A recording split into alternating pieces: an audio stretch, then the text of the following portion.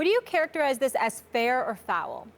I think it's foul. I don't think it's been earned as of yet. Let's go back to the Boston Celtics and the Los Angeles Lakers from the 1980s. We're talking about the Los Angeles Lakers that are 5-time NBA champions, for crying out loud. I'm talking about the era of Magic Johnson.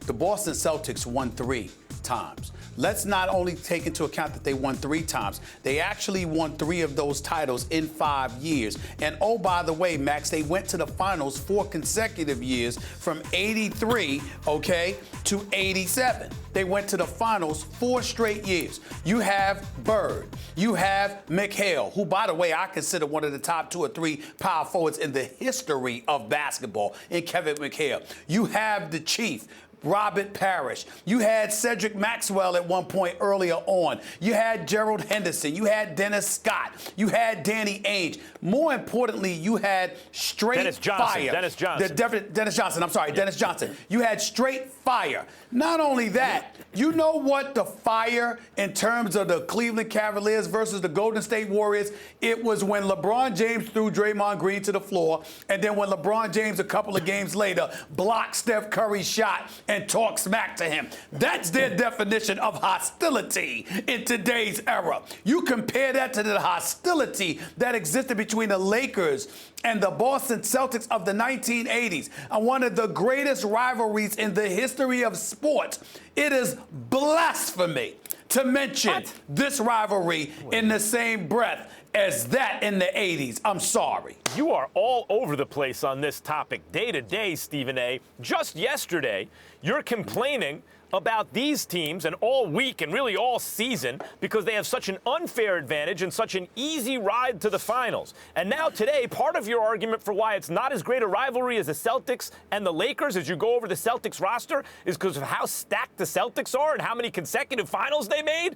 Well, those 2 positions don't reconcile. Look, the Celtics and the Lakers were amazing super teams. You mentioned a lot of those players. Larry Bird, until LeBron came along, greatest small forward ever. Kevin McHale, one of the greatest power forwards ever, together in their prime. Robert Parrish, year in and year out, a top 5 center. Dennis Johnson, a former finals MVP. Danny Ainge, the greatest 3-point shooter in the game back then and a clutch shooter. You had Bill Walton on the bench for crying out loud. Bill Walton's coming off your bench, who, when he was healthy at his best. Feet. Right. Sure, but he's still on the bench. You look at the Lakers, you have guys like Norm Nixon and Jamal Wilkes. No one even thinks of those guys as much anymore. Those are all-star caliber players, even if they're later on in their career, because Norm Nixon got turned into Byron Scott.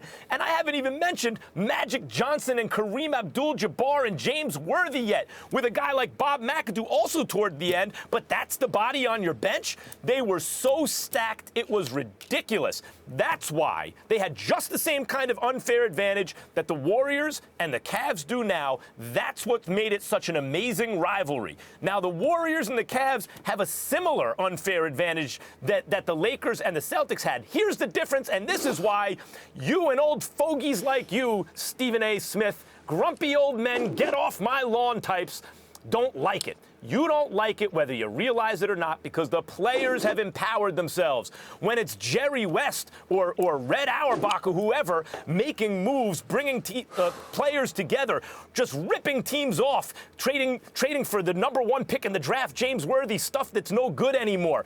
As I mentioned, grabbing Byron Scott, the same thing with the Celtics, just grabbing guys, making great moves for guys in the draft and in free agency and on the trade market. As long as it's the GM bringing the players together, you're fine. Then the dominance doesn't matter. But God forbid LeBron James should say, I'd like to play in my hometown with other good players. Oh, you won't get me the players? Then I'll go to Miami. Oh, now you have the players? Then I'll go back. God forbid Kevin Durant should look at LeBron and go, boy, I don't have enough, and neither does Golden State. But what if I go to Golden State? Do we have enough then? God forbid the players should do it.